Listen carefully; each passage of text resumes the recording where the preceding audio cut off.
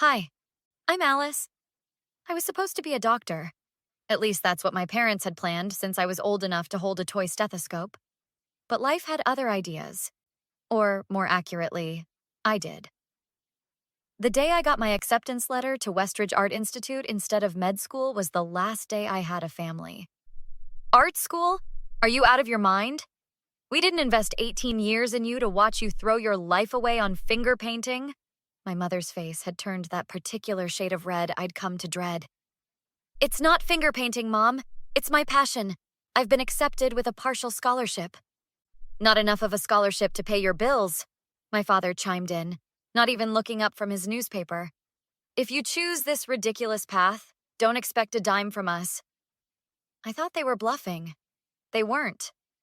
3 days after graduation, I came home to find my stuff packed in boxes on the porch and the locks changed. Just like that. 18 years of being the perfect daughter erased because I wanted to hold a paintbrush instead of a scalpel. The first few months were brutal. I crashed on couches, worked the morning shift at a coffee shop, evening shift at a restaurant, and somehow managed to drag myself to classes in between. Sleep became a luxury I couldn't afford. You look like death warmed over, Jen said one morning, sliding into the booth at the diner where I'd fallen asleep between coffee refills. Jen was my roommate from the dorm I could barely afford. Move in with me and my sister. The rent split 3 ways is manageable, even for broke art students. I can't accept charity. It's not charity when friends help each other, dummy. Besides, you're scaring the customers with those raccoon eyes. Jen saved me that day, and probably every day after for the next 2 years. She believed in my art when even I was starting to doubt it. By junior year, I landed an internship at Gallery 520, where I met Sophia, the owner and my future mentor. You have raw talent, Alice, Sophia told me after reviewing my portfolio. Rough around the edges, but genuine. I can work with genuine. Sophia was tough, brutally honest, and demanding, but she pushed me because she saw something worth pushing. She gave me my first paying art job, designing promotional materials for the gallery. By graduation, she offered me a position as her assistant curator. Don't make me regret this, kid, she said. But I could see the pride in her eyes. That was 4 years ago. Last month, Sophia featured my first solo exhibition. That's where I met Rob. Your use of light is extraordinary, he said, standing in front of my favorite piece. It's like you're painting the space between moments. 8 years have passed since my parents decided I wasn't worth keeping. 8 years of struggle, growth, and finally finding my place. 8 years without a single call, text, or email from the people who were supposed to love me unconditionally.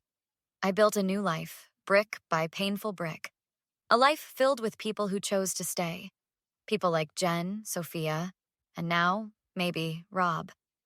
6 months after meeting Rob at my exhibition, we were inseparable. On our anniversary, he took me back to Gallery 520, now closed for a private event. Why are all the lights off? Is Sophia trying a new minimalist approach? Just trust me, Rob said, guiding me through the darkness. When the lights flicked on, I gasped. The entire main gallery had been transformed. My paintings surrounded us, but arranged in a timeline, from my earliest student work to my most recent pieces.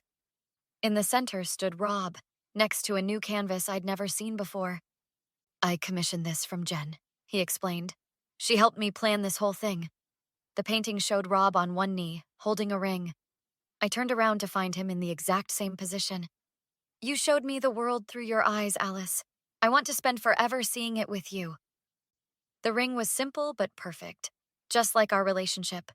I tackled him with a hug before he even finished the question. 3 weeks into wedding planning, Rob's father Marcus came to town to meet me. So you're the artist who stole my son's heart, Marcus said, pulling me into an unexpected bear hug. He sends me pictures of your work all the time. You've got something special, kid. Unlike my parents, Marcus asked questions about my art. Real questions that showed genuine interest. He didn't care about prestige or money. He cared that I made his son happy. One evening, while Rob was working late, Marcus and I shared a bottle of wine on our apartment balcony. You know, I never understood art until Rob started dating you. Now I can't stop seeing the world differently. That might be the nicest thing anyone's ever said about my work. What do your folks think of your success? I stared into my wine glass. They don't know. We haven't spoken since I was 18. Their loss, Marcus said simply, refilling my glass. Some people don't deserve the children they're given. The guest list debate started after Marcus left. You sure you don't want to at least send them an invitation? Rob asked. What would be the point? They made their choice 8 years ago. The decision was made easier when my cousin Emma called out of the blue. Alice, thank God I found you. I'm in town for a conference and just saw the announcement about your engagement in the local arts newsletter. We met for coffee the next day, and Emma dropped a bomb. I've been trying to find you for years, but your parents told everyone you were too busy with your medical residency to keep in touch. Medical what now? They've been telling everyone you went to med school. They even have your artwork hanging in their house, claiming you send it to them regularly. You've got to be kidding me. At Thanksgiving, your mom was bragging about how they funded your first gallery showing. I nearly choked on my latte. They kicked me out and changed the locks. I worked 3 jobs to pay for school.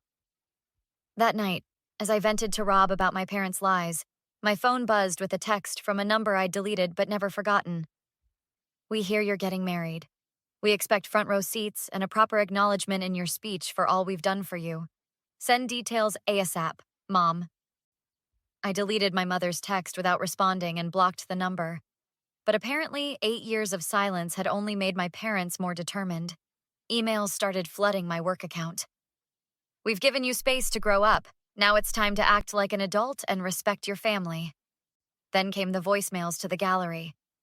Alice, this is ridiculous. We're your parents. Stop this childish silent treatment. My mother's voice echoed through Sophia's office speakerphone. These people are unbelievable, Sophia muttered. Want me to file a harassment complaint? Not yet. I'm hoping they'll just give up. They didn't. 2 weeks before the wedding, I got a call from our venue coordinator.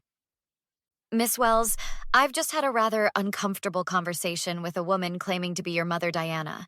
She was demanding to change your seating arrangements and insisting on adding 14 people to your guest list. What? How did she even find out where we're having the wedding? She said she was helping with planning. When I explained we only communicate with the listed contacts, you and your fiancé, she became agitated. I called Rob immediately, who rushed home from work. This is getting out of hand, Rob said, pacing our living room. They have no right to bulldoze their way into your life. We arranged an emergency meeting with Jen, who'd become my wedding planner, and Victor, the venue's security manager. Here's what we'll do, Victor explained, spreading the venue layout on our dining table. I'll have 2 security staff at each entrance.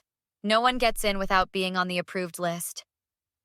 I've got photos of your parents from Emma, Jen added, sliding printouts across the table. Security will have these. And I've talked to the photographer, Rob said. If they somehow get in, he'll alert security immediately. That night, after 3 glasses of wine and Rob's encouragement, I finally called my parents back. So you finally decided to acknowledge us, my father answered. Listen carefully because I'm only going to say this once. You are not invited to my wedding. You are not welcome in my life. Don't be dramatic, Alice. We're your parents. Parents don't abandon their children over career choices. Parents don't lie to family about supporting their kids. And parents certainly don't try to hijack a wedding. We have every right to be there. What will people think? My mother shrieked. I don't care what people think. I care about having a happy day with people who actually love me. Family should be present at weddings. It's tradition, my father said sternly. You forfeited the right to call yourselves family 8 years ago. The next day, Rob's sister, Vanessa, flew in early. Rob told me about your parents, Vanessa said, dropping her bags in our guest room. I moved my flight up. Thought you could use another bodyguard. Is it that obvious I'm freaking out? Only to those of us who care about you. Besides, I've always wanted to play bouncer. Vanessa was exactly the reinforcement we needed. Having been through a nasty divorce, she understood toxic people better than most. Our wedding day arrived bright and perfect. The ceremony was scheduled for sunset at the Botanical Gardens. My dress, a sleek, modern design, felt like armor. "You look incredible," Jen whispered, adjusting my veil one last time. The music started. Everything was perfect. Then Victor's voice crackled through the radio. "We have a situation at the north entrance. The Wells parents are demanding entry, claiming they have every right to be here." "Don't let them ruin this," Rob said, squeezing my hand as we hurried toward the commotion. At the garden entrance, my parents stood arguing with Victor and his security team. My mother wore an extravagant dress that screamed "Mother of the Bride," while my father looked ready to explode. "There she is," my mother pointed dramatically. "Alice, tell these men to let us in. We're your parents." "They're not on the list," Victor explained calmly. "As per your instructions." My father stepped forward. "This is outrageous. We've supported you through everything, and this is how you repay us?" "Supported me?" My voice was steadier than I felt. "You haven't spoken to me in 8 years. We gave you space to mature," my mother sniffed. "And now we're here to celebrate your special day that we helped fund." Several guests had gathered to watch the drama unfold. Among them, I spotted Emma and other relatives I hadn't seen in years. "You funded nothing," I said, loud enough for everyone to hear. "You kicked me out at 18 and changed the locks." "She's being dramatic," my mother announced to the crowd. "We've always supported her medical career." "Medical career?" Sophia stepped forward. "Alice is an accomplished artist who worked herself to exhaustion building her career without a cent from you." My father's face darkened. "Be careful, young lady. We can still cut you off completely." That's when Marcus stepped through the crowd, standing tall beside me. "Cut her off from what? The nothing you've given her for 8 years? I've known Alice for months, and she's told me everything." "And who are you?" my mother demanded. "I'm the father of the groom, and a better parent to your daughter in 6 months than you've been in her entire life."